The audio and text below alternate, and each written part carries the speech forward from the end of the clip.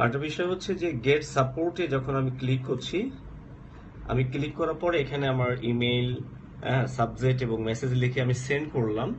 Send বাটনে দিয়ে আমি সাবমিট করলাম, করার পরে যখন অ্যাডমিন চেক করছি তখন এই মেসেজটা অ্যাডমিন পাচ্ছে না।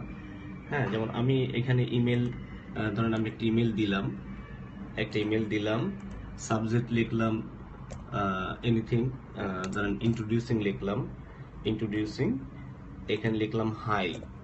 হাই লিখে যে আমি সাবমিট করলাম। সাবমিট করার পরে সাবমিশন হয়ে গেল সাকসেসফুলি।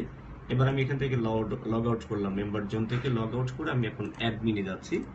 অ্যাডমিনে আমি ঢোকার পরে দেখা যাক যে সেই মেসেজটা অ্যাডমিনে পৌঁছাইছে কিনা। হ্যাঁ, অ্যাডমিন আমি গেলাম, যার পরে মেসেজ বক্সে এখানে কোথাও পাই নাই। এখানে মেসেজ বক্সটা যখন ক্লিক করছি, ক্লিক করার পরে এখানে জিরো আসছে, কোনো মেসেজ আসে না এখানে। অথচ একজন ক্লায়েন্ট আমার অ্যাডমিনে মেসেজ দিয়েছিল, সে মেসেজটা এখানে পাওয়া যাচ্ছে না।